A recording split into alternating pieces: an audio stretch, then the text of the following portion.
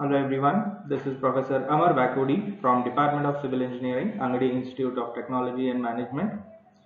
I hope everyone is safe and healthy.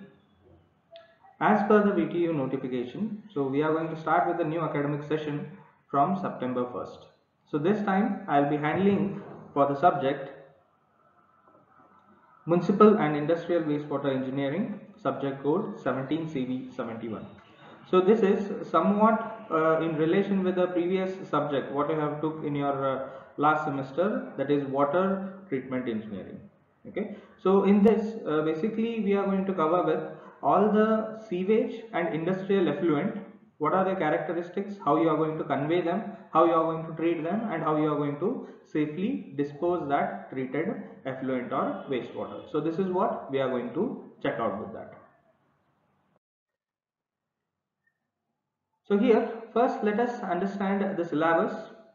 So then we'll go into the module wise details. Okay, so first thing, in module 1, introduction, need for sanitation, methods of sewage disposal, types of sewerage system, dry weather flow, wet weather flow, and factors affecting dry and wet weather flow, on design of sewerage system. So if you check out this, the first things which are there, so here first we need to understand what is the need for sanitation. So if we don't provide proper sanitation, so what are the adverse effects that are going to have on the environment or the human being? So we are going to study with respect to that. Along with that, a bit of the statistical studies or status of our nation as well as worldwide. Apart from that, methods of sewage disposal. So now once the sewage is generated, so how you are going to dispose that? So what are the different methods and how easily or safely you can dispose them? So that is what we are going to study in module 1. Next we are going to have types of sewerage system. Okay, so basically we have different types, because based on the concentration of that particular sewage, if we segregate them, then we can actually reduce the cost of treatment, as well as for an environmental engineer or for a civil engineer who is into this sanitation works, so will be relieved with most of his works. Next we have dry weather flow, wet weather flow. So these are the two different types of flows what we have in sewerage system. Next, what are the factors affecting these particular flows, because these depends on the season. So we'll go in detail about that, but in basic these are nothing but the different types of flows what we have in the sewage system. Next we have estimation of storm flow, that is if a rainfall occurs, so how much quantity of runoff water is going to get generated, and based on that itself your open drain needs to be designed. So this particular estimation of storm flow is basically based on that. Next is time of concentration. So time of concentration in the sense, for example, let us take this large area. Okay, imagine there is a drain at the center. Okay, and it is sloping towards this side, and all these things, the land surrounding this is sloping towards this. Okay, so what actually happens over here? So once the rainfall starts, okay, so whether those rainfall droplets are falling anywhere, okay, so once those rainfall droplets are falling anywhere on this particular strip of land, then what will happen is, so this entire water droplets or runoff is going to end up in this open gutter, or it's open storm drain. So at that point of time, once we are going to collect it at some point, and we are going to dispose it or treat it based on its characteristics. But here the time of concentration, what is there is, basically this means if the rainfall occurs, let us say only in this portion. Okay, so for this rainwater to fall on this land, as well as the runoff to start generating and enter into this drain and to come out of this particular area, it will take some time. For example, if this rainfall has started at, let us say, time t is equals to 0, then for that rainwater to enter into this, first soil will get saturated, then runoff will be there, then it will come to the drain, and then it is going to come out. So here till it comes over here, it may take, let us say, 30 minutes. Okay, so it may take around 30 minutes. So such particular duration that the water takes to reach a specific point, you are going to call that as a time of concentration. So again, the details regarding this we are going to study in this. Okay, Next we have materials of sewers. So for a sewer pipeline, what are the different materials what we use? Along with that, what are the advantages and disadvantages of those sewers or materials we are going to study here. Next is shape of the sewer. So again, based on your flow pattern characteristics as well as the sewage characteristics, your shape of the sewers will change. It may become circular, or it may become what I can say, oblong, right, where the depth will be more whereas the width will be less. So based on that particular different shapes are used at different point of time. Next we have laying and testing of sewers. So how you are going to lay those sewers? Fortunately for us, since Belgaum city is selected for the smart city, right now you can see for this first module what all things we are going to study in theory. So all those things you can actually see in practice. Okay, so there are certain rules that you need to obey for laying and testing of sewers. So not only laying, but even that water tightness should be checked. So that is nothing but the testing of sewers. So those things are going to be there. Next we have ventilation of sewers.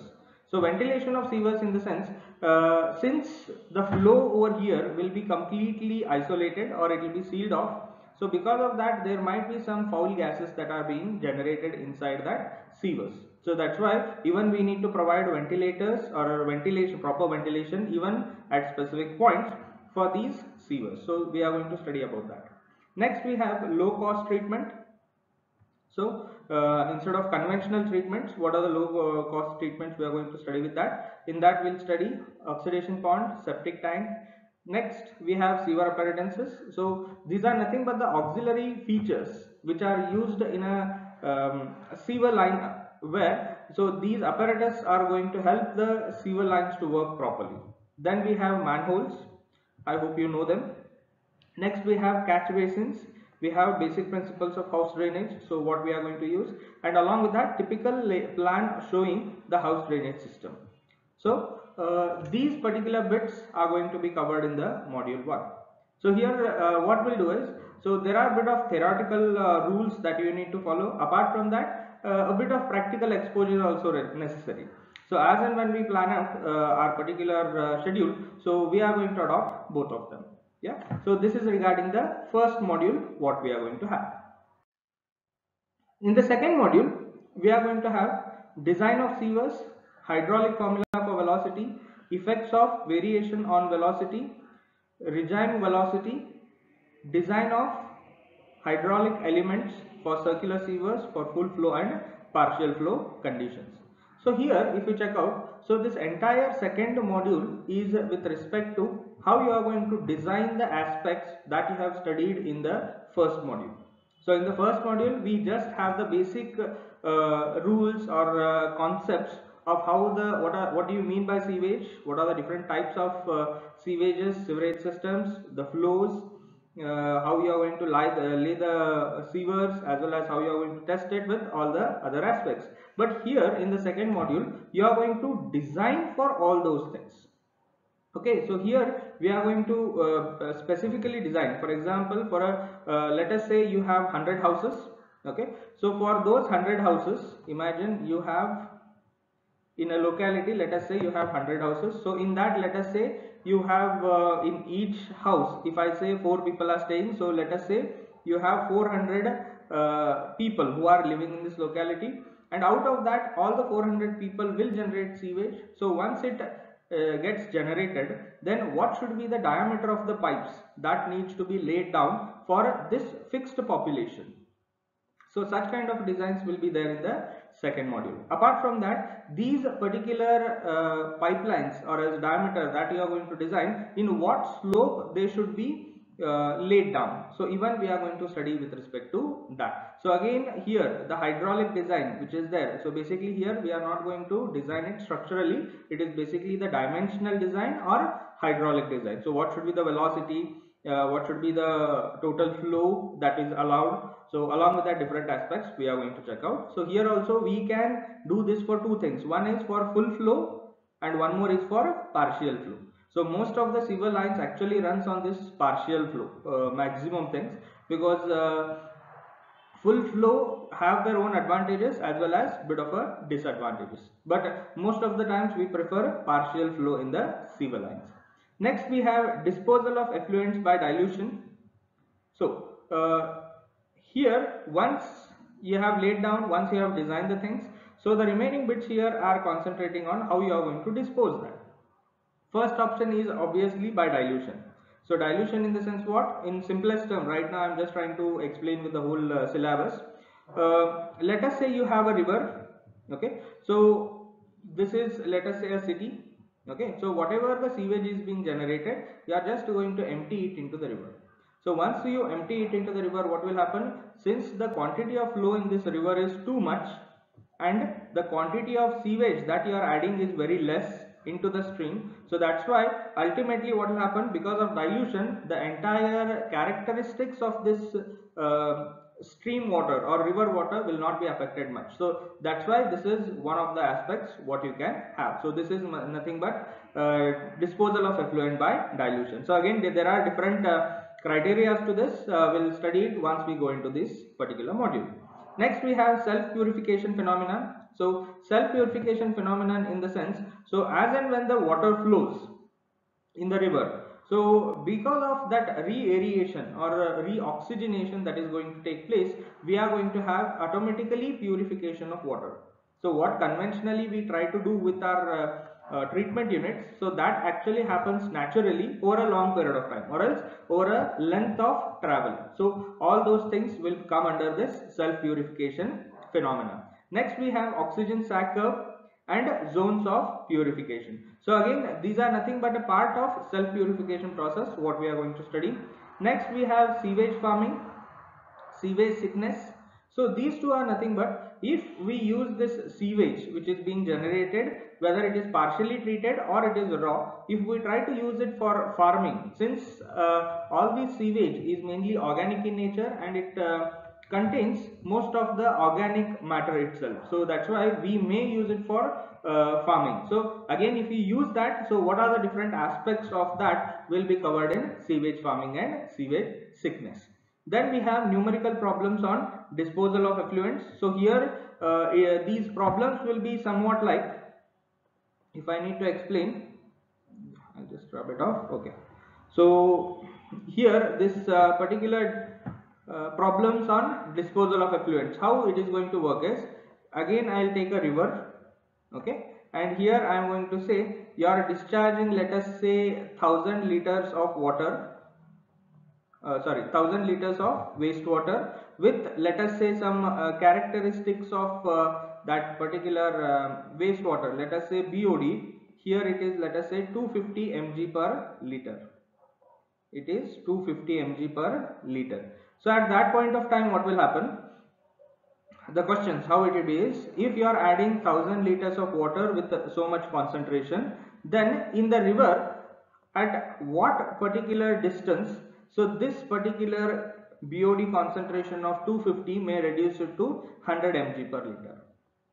So like this the questions are going to be. So you are going to analyze how this pollutant is being dispersed into this river and how that dilution or reduction in the concentration of wastewater is going to take place. So all those things we are going to have it in the problems.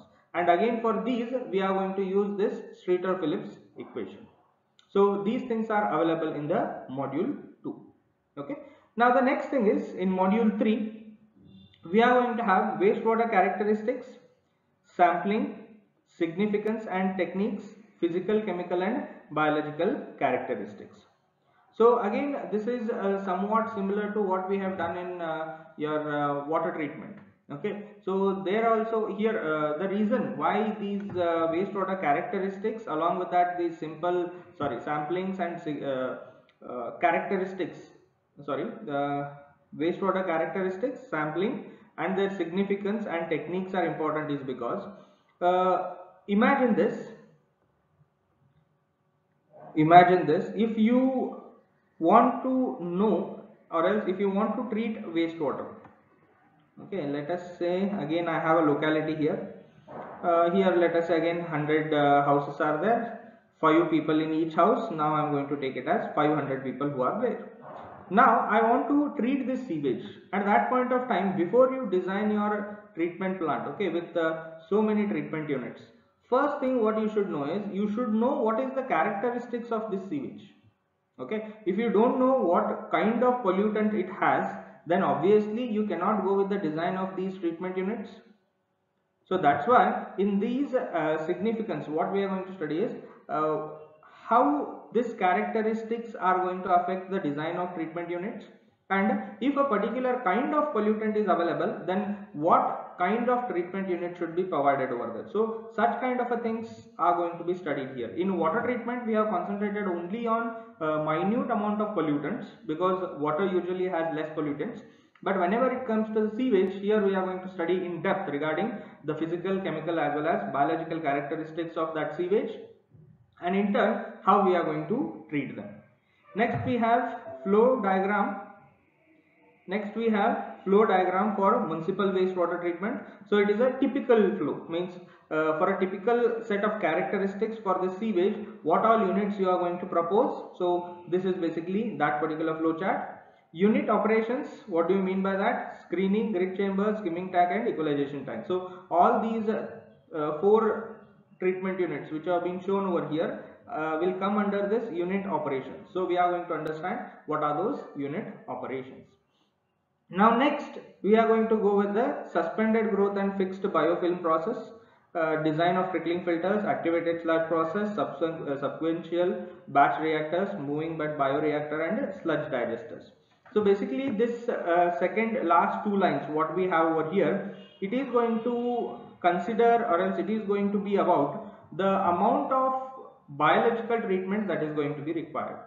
In simplest of terms, again we have discussed in the previous semester, so there I have told you n number of times, if you want to remove any of the suspended solids, that is quite easy for you because you are just going to filter that. So filtering is in different ways, we can basically go ahead with that treatment, but the difficulty comes whenever you want to remove the dissolved solids. So that's why for removal of those dissolved solids we need to adopt for the biological treatment. So these all these methods, suspended growth and attached growth system which is there, so major two concepts in which all the treatment units are going to work out, so those things we are going to study over here.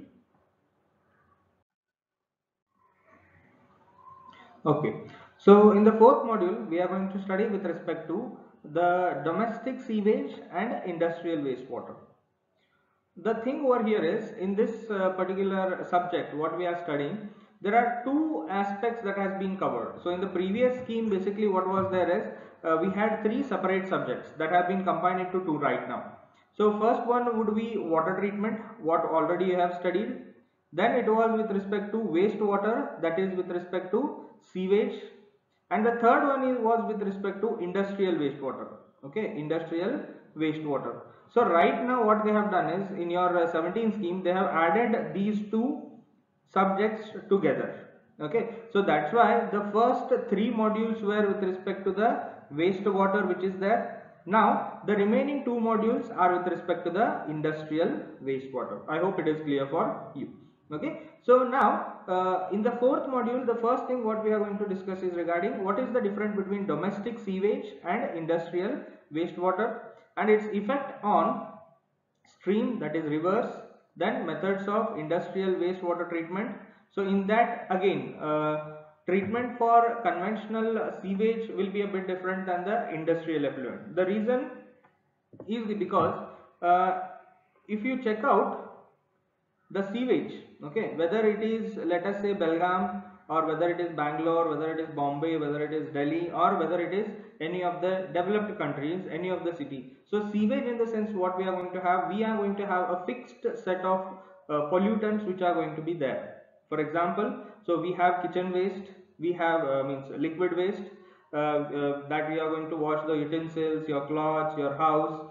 Similarly we bathe, and similarly your toilet water which is going to be there, so that is what we call it as black water. So again in detail we are going to discuss about that. So the organic matter or feces or urine, so all these particular fixed set of pollutants are going to be available for sewage. So that's why you can have a fixed or a typical what I can say treatment flow chart, as we have studied in the third module for a sewage. Okay, you can have that fixed typical treatment plants or else treatment units. But whenever it comes to the industrial wastewater, the difference is going to be what? Every industry has its own process. So because of that, the characteristics of waste that are going to be generated from each of the industries will differ. For example, if I have a sugar industry, okay, and if I have, let us say, dairy industry, okay, both are producing edible products itself. One is producing sugar and one more is producing dairy products, but ultimately the characteristics of this dairy wastewater will be different, and the characteristics of this sugar manufacturing unit will be different. So that's why here you cannot provide a common treatment for both of these industries. Okay, similarly we have n number of industries, and usually it will have different characteristics based on the product. Also, I would like to tell you that imagine both the industries right now are sugar industries only. Okay, so the product is what? Your sugar, that is common, but the process what these people are going to involve for the manufacturing will, if usually will be different. Okay, for example, let us say this first industry what I have written is going to use let us say continuous process. Okay, continuous process, they are going to use it for the manufacture of sugar. Similarly, the second one what sugar industry we have, let us say it uses intermittent system or else plug flow system.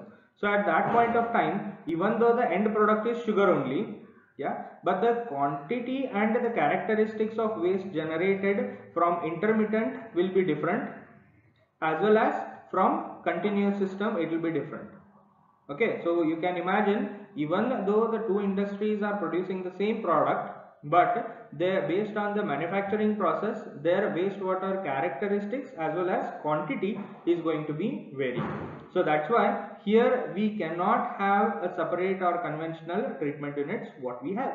Again, coming back to this syllabus, methods of industrial wastewater treatment. So that's why you cannot have typical sewage treatment is going to be different, and industrial wastewater treatment is going to be different. So again, few aspects of this treatment will be what? First will be volume reduction, how you are going to reduce the volume of wastewater. Next, it is going to be strength reduction. Next, we have neutralization. Next, you have equalization and proportioning. So all these are nothing but what? The different ways in which you can actually reduce or limit the quantity of waste generated in the industry. Apart from that, we have removal of organic and inorganic and colloidal solids. So again, in this removal of organic and inorganic, we again going to have the activated sludge process, your trickling filter. So here some of the conventional biological treatment units will be in line with the sewage treatment plant that we are going to have. Next, we have combined treatment methods, where you are going to combine the municipal sewage as well as an industry. So this is where it is going to happen. If I need to explain, if you have a planned city, okay, so one of the major planned city or else famous planned city is Chandigarh, okay, in India. So if I take that as an example, so in that planned city, basically what will happen is you are going to allot a specific place for specific activities. Let us say this is the area of a city which is planned. Okay, so here in one corner I have made it as a residential area. Next, beside that I have made it a commercial area. Next, I have made it let us say this as a industrial your institutional area. Then I have fixed something for let us say this as an industrial area. Okay, so at that point of time what I will be doing is and even I have selected some place for your treatment. Okay, so in this case what will happen is you are going to limit the amount of development that is going to occur in this area. Okay, in a planned city, basically you have your regulations quite stringent, there you are going to follow them. So based on that, the amount of sewage generating from this residential area is going to remain same, because you have fixed amount of people who are residing over here. Similarly, the commercial activity will be limited to a particular space, and similarly the institutions what they are going to have will be limited to a particular space. Similarly, even the industries right now, what you are going to have in this industrial area will be limited. So based on that, here in some cases, if it is properly planned, you can combine the wastewater generated from this industry as well as the sewage generated from residential, commercial as well as institutional areas and treat it as a whole. Okay, so how we are going to plan for that is going to come under this combined treatment methods. So again, its merits and demerits along with the feasibility we are going to study with that. Next, we have principles of discharge of raw, partially treated and completely treated waste into the streams. So what actually happens once you add this sewage, whether it is raw, partially treated or completely treated into the liquid or receiving water stream. So what actually happens over there are going to be studied over here, because again here a bit of part will be revised from the second module what we are going to study, first module, where we are going to learn that oxygen sac curve, right? So it is some components will be covered over here. Now the last one, for the fifth module, we are going to study purely about the industrial process, along with that the industrial treatment. Okay, let us check out process flowchart and sources, characteristics of industrial wastewater, treatment methods, reuse and recovery and disposal. So here what this is indicating is process flowchart, in the sense your manufacturing process. So manufacturing process for an industries you need to study. So which all industries they have given it over here. So it will be your cotton, textile, tannery, your sugarcane, distilleries, dairy, steel, cement, paper and pulp, pharmaceutical and food processing industry. So for these many industries which have been listed over here, we need to study about the manufacturing process. Next is the sources and characteristics of industrial wastewater, that is from each of the manufacturing unit what quantum of wastewater is generating and what characteristics of that wastewater will be generated. So those things will be usually covered over here. So this is what we are going to study in this fifth module. Along with that, we are going to check out regarding the treatment methods, reuse, recovery and disposal. So ultimately your fifth module is going to study about, or we are going to study with respect to from manufacturing unit till that wastewater is disposed of. So what all things happens we are going to study. So how many types of waste are going to generated, what are the uses, where you are going to reuse them. So there are different aspects to that. So all those things will be studied under fifth module. So this is regarding the details about the syllabus what we are going to have. So today we are going to start with the first module, that too the introduction, and let us understand what is the necessity of this sanitation and what are its significances. Okay. So now let us start with our syllabus. So the first thing that we are going to have is about the sanitation. So first let us understand what do you mean by sanitation, then we'll go into that particular aspect. So the process of keeping the place free from dirt, infection, disease, etc. by removing waste or trash and garbage, by cleaning the streets, washing yourself and safe drinking water, that is by providing safe drinking water, etc. So basically sanitation in the sense cleanliness. So by removing all the impurities or anything which will cause unhygienic conditions, whether it is inside your house or in the public place or wherever it is, so removal of that is basically going to be called as sanitation. So different aspects we are going to study in the next slide. But before that, let us check out what is the significance of sanitation. So that is, if we do this sanitation properly, then what are the advantages that the people or the surroundings are going to have. The first and foremost thing is regarding the health aspect.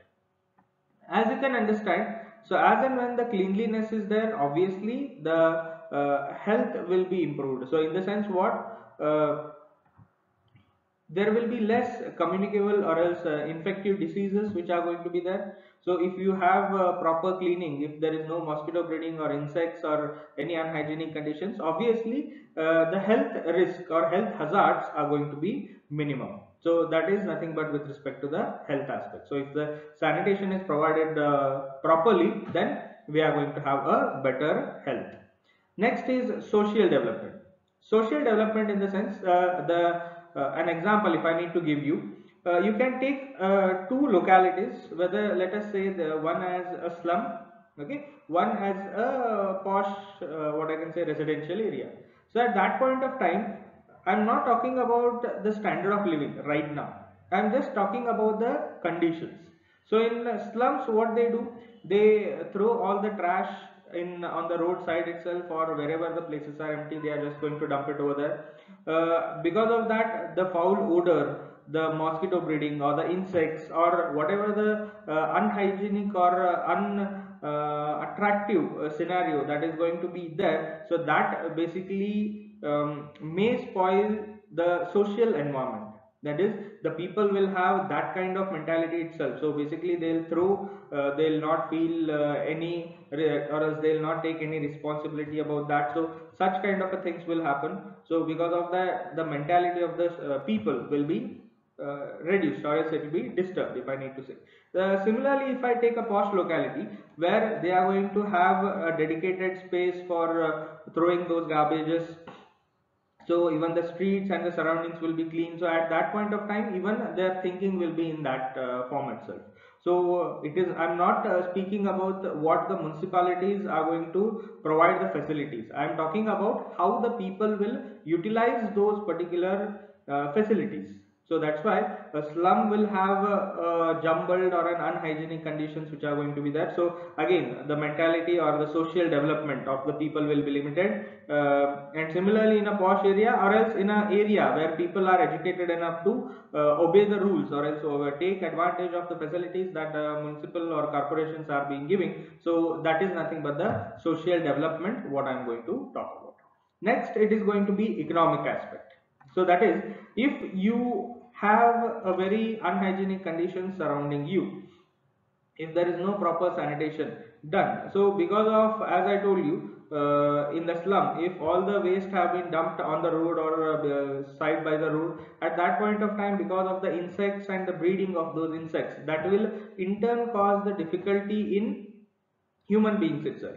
So once the human, example, mosquitoes are breeding, and in turn they are biting the people, and in turn once the health of that particular human is affected, again he is going to spend more on the treatment what they are going to face, or else what they are going to take. So that's why in an economic aspect, if I need to say, even for the sake of government or the what I can say, administrative authorities, so even for them, if we consider this as a whole, at that point of time, the economic aspect, that is, if they provide proper sanitation works, then automatically their health or else their insurance or whatever that economic aspects with respect to their treatment will automatically come down.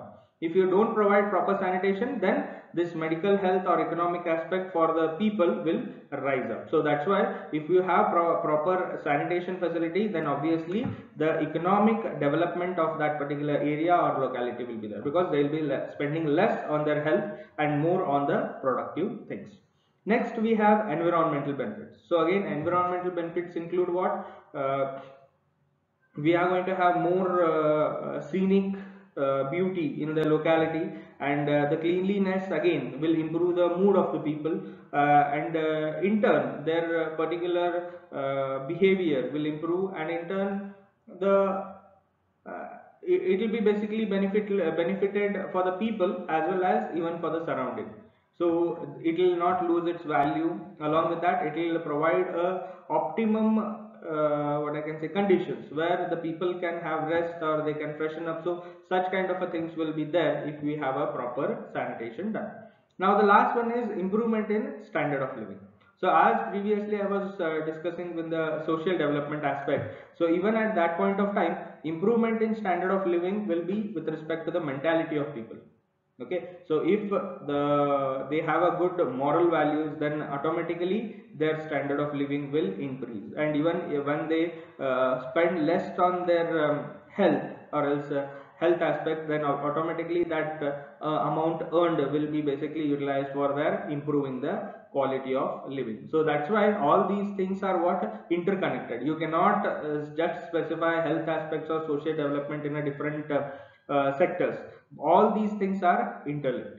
So this is the brief significance of sanitation, and what do you mean by sanitation.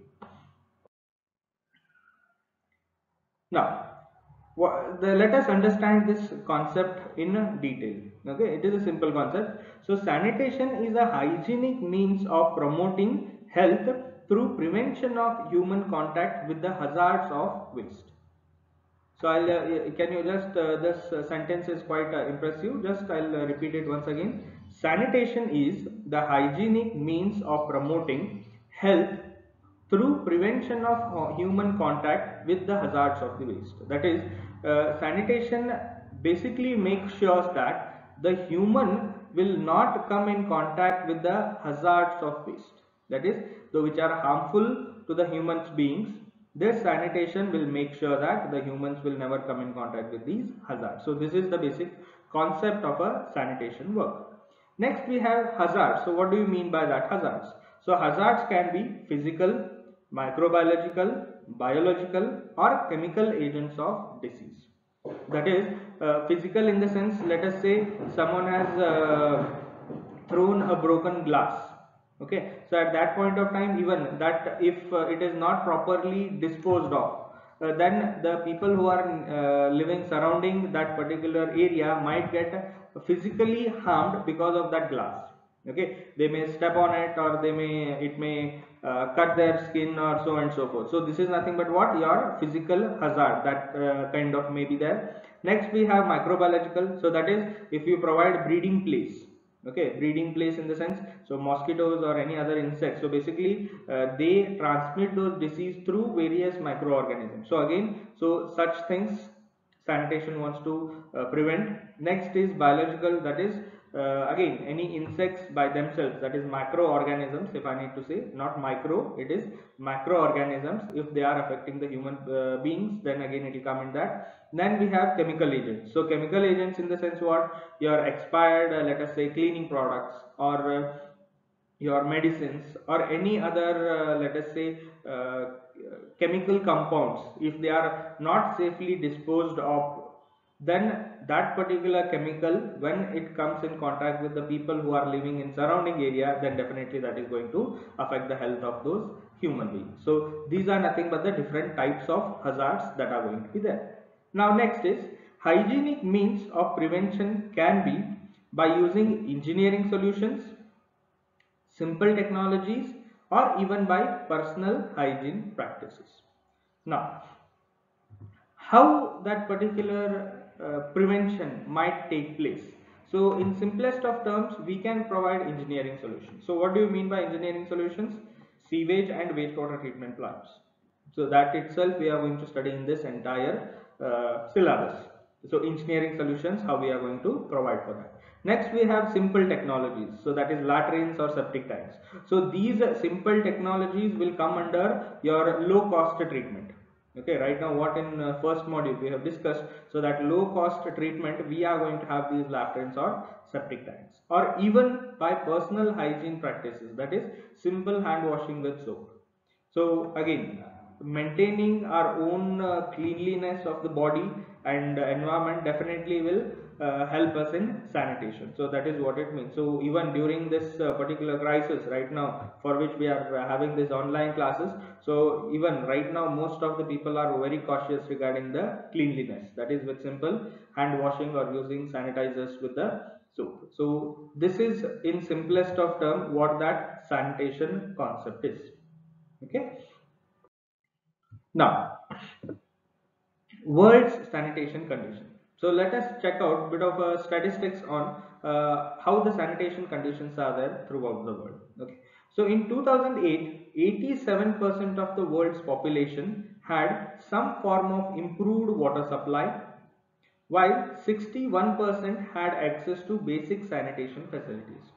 So the data right now what I have is for 2008, but you can imagine 61% of the people had the access to basic sanitation facilities. So remaining is what, 39% of the population in 2008 still did not had any basic facilities for sanitation. So you can imagine how much bigger quantity that is if I consider the whole world, right? So right now we have more than 7 billion people living. Okay, so out of that you can see 4.1 itself billion was the people who had the access to these sanitation facilities, whereas remaining are quite huge number. Okay, they don't have that sanitation facilities. Next, inadequate sanitation, hygiene or access to water increases the incidence of diarrhea diseases as well as death. So you can imagine here, being in our own self, okay, being living in, let us say, Belgaum city. So we have adequate amount of sanitation facilities to us. We in some areas we have 24/7 water supply system. Along with that, we have even under drainage sewage collection system. So I can say we are in Belgaum, we are comfortably with respect to the basic sanitation facilities what we have. Along with that, most of the houses we have that toilets that are built in, so that there will not be any unhygienic conditions that are going to be there. But if you imagine, okay, just for the sake of understanding the seriousness of this particular issue, let us say that if myself, if I take my own example, okay, if I go and live in a place where there is no toilet, okay, then you can imagine how difficult it is going, how it is difficult for you to basically get rid of your regular day-to-day activities, right? So once you go out for any kind of defecation, so definitely that particular area will be much affected, because their very unhygienic conditions are going to prevail. And in turn, imagine, so the same conditions are there for years together. So you can imagine how much the people are facing the trouble with respect to the sanitation. And in 2008, as we have discussed, 39% of the people around the world still had this same condition. So to have this understanding, better understanding, try to just imagine yourself in that stage where you don't have proper gutters, you don't have any toilet facilities, or you don't have any proper waste collection facilities. If you want to live in that particular place, it is going to become quite difficult. And in turn, obviously, because of all the health hazards, the human health is definitely going to get affected. So that's why here inadequate sanitation has caused what, the diseases like the diarrhea to increase, and in turn, because of which there are a lot of deaths that are happening, and this is happening till today. Okay. Next, the highest population of deaths as well as the highest absolute numbers occurs in countries with high mortality pattern, such as in Africa, parts of Southeast Asia. Okay, so in most of the Africa and Southeast Asia, so such conditions will prevail. Most diarrhea deaths in the world, that is 88%, are caused by unsafe water, sanitation or hygiene. So here you can have that statistics. So 88% of the diarrheal deaths, that is because of diarrhea, whatever deaths are happening, 88% of that deaths were because of impure water for drinking or sanitation or hygienic conditions. So that is quite gruesome.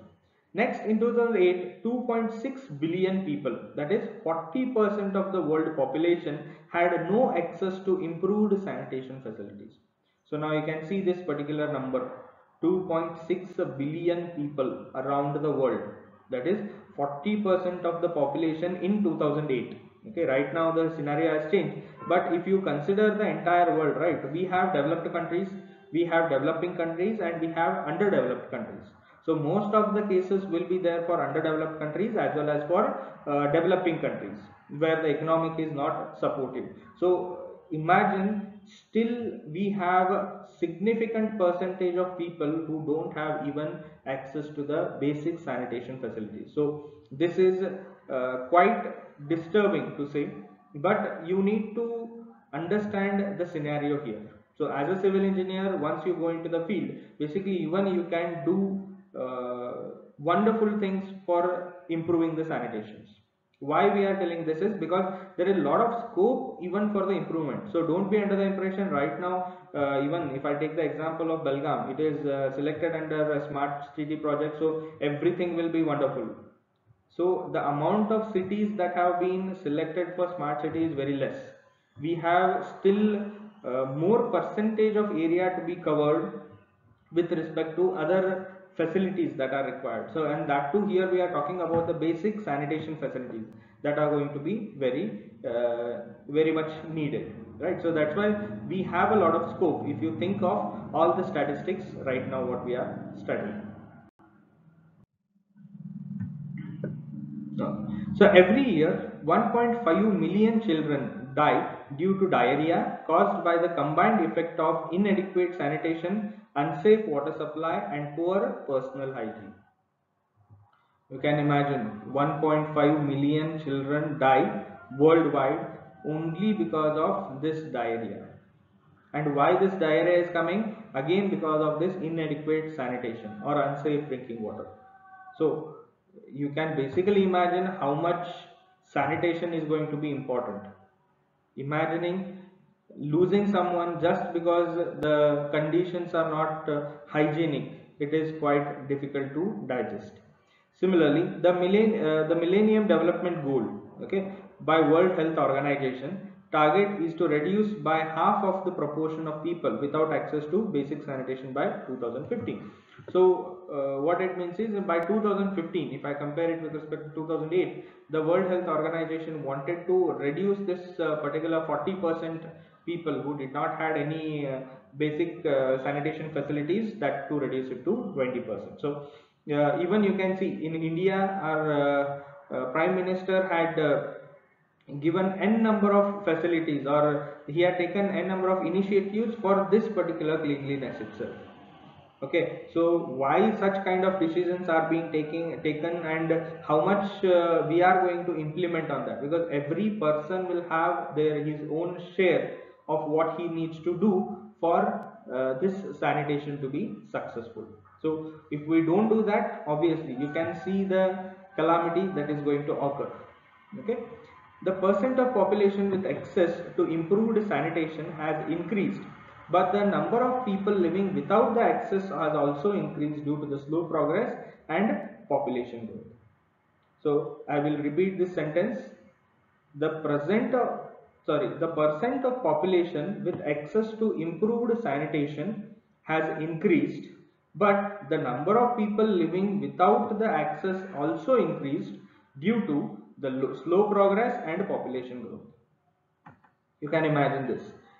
What we are trying to say here is, even though the improvement in sanitation is taking place, but the rate at which it is being improved is very less.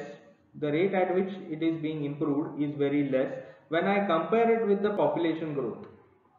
Population is growing at a much faster rate than the improvement that is occurring in the sanitation, because of which what is happening, even though we are doing a lot of things for improved sanitation, but the rate of increase of population is so much, so that ultimately if you check out, still more people are again having less facilities of sanitation. Okay, so next is again, in 40% of the people do not have improved sanitation facilities in developing countries. So if you consider India as a developing country, even you can imagine we have around 130 crore people who are living in here, and out of that 40% is quite a significant number. So if they don't have that access to proper sanitation, then definitely you can imagine how much unhygienic conditions they are facing, and in turn if they go with a more amount of cost that is being utilized for their health aspect, if they are unwell, then obviously their efficiency of working is less. Once they are not efficient in working, then definitely they'll earn less.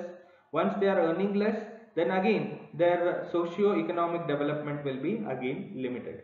So that's why for all these aspects, with all the statistics from the world, again this sanitation is going to play an important role.